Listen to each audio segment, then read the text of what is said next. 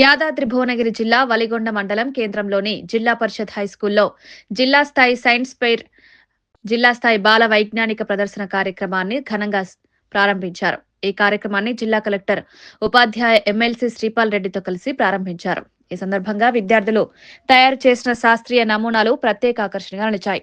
విజ్ఞాన శాస్త్ర సూత్రాలను సులభంగా అర్థమయ్యే విధంగా వివరిస్తూ రూపొందించిన ప్రాజెక్టులను విద్యార్థులు ఆత్మవిశ్వాసంతో ప్రదర్శించారు. ప్రదర్శనను సందర్శించిన అధికారులు, ఉపాధ్యాయులు విద్యార్థుల ప్రతిభను అభినందించారు.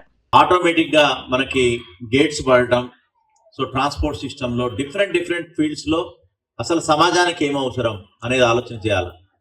అదేవిధంగా మనకి ఈ యొక్క ప్యాడీ పర్చేస్ సెంటర్లో కూడా చాలా వరకు ధాన్యం తేమ శాతం రాకపోవటం వల్ల నెలల తరబడి రైతులు అక్కడే ఉండిపోవటం, ఆ తేమ శాతం రాక చాలా ఇబ్బందులు పడటం, కుప్పల దగ్గరే పడుకోవటం, చలిలో ఎండలో అని తెలవకుండా. సో ఆ ధాన్యాన్ని తేమ శాతం వరకు రావడానికి ఏ విధమైనటువంటి 17% మాయిశ్చర్ రావాలంటే ఏం కనుక్కోవాలా? రైతులకు సంబంధించి ఎన్ని ఆవిష్కరణలు చేసినా కానీ తక్కువే. రైతు సుఖంగా ఉండాలా, రైతే మనకి రాజు, రైతే వెన్నుముక. ఆయనకు సంబంధించినట్టు ఆవిష్కరణలు విద్యార్థి దశ నుంచే మీ మనసులోకి రావాలా. రైతు ఏ కష్టం పడుతున్నాడు, దానికి ఏం చేయాలా అనే ఆలోచన ద్వారా మీరు ఇవన్నీ చేసేటటువంటి అవకాశం ఉంటుంది. కాబట్టి I wish you all the best. మళ్ళీ ఒకసారి వస్తా 100% వచ్చి మొత్తం కూడా ఆవిష్కరణ చూడటం జరుగుతుంది. ఇంకా మనం ఇన్నోవేటివ్ చేయడానికి అవకాశం ఉంటుంది. ఉపాధ్యాయులకి నా రిక్వెస్ట్, పనిలో పనిగా ఎంఈఓలు అందరు ఉన్నారు కాబట్టి ఎస్ఎస్సి ఫలితాల మీద దృష్టి సారిద్దాం. మొన్ననే ఎలక్షన్ ప్రక్రియలో అద్భుతంగా పనిచేసి మన దగ్గర ఎక్కడ కూడా ఇన్సిడెంట్ లేకుండా చాలా అద్భుతంగా చేసినందుకు మీ అందరు గట్టి చప్పట్ల మధ్య మీకు అభినందన తెలియజేస్తున్నాం. మనకు ఒక 10-15 రోజులు పోయింది అట్లా.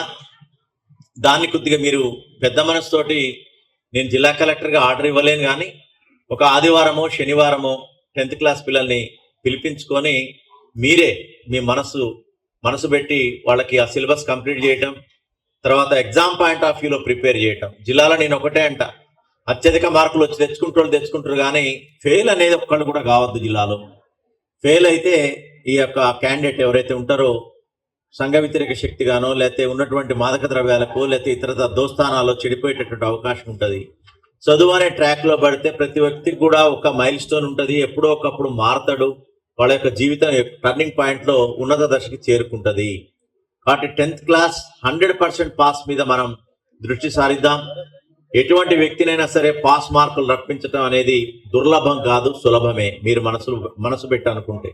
కాబట్టి ఎగ్జామ్ పాయింట్ ఆఫ్ వ్యూలో మనం ప్రిపేర్ చేసి, ఇప్పుడు విజ్ఞానాన్ని మనం ఈ 2 నెలల్లో ఏమి నూరలేము.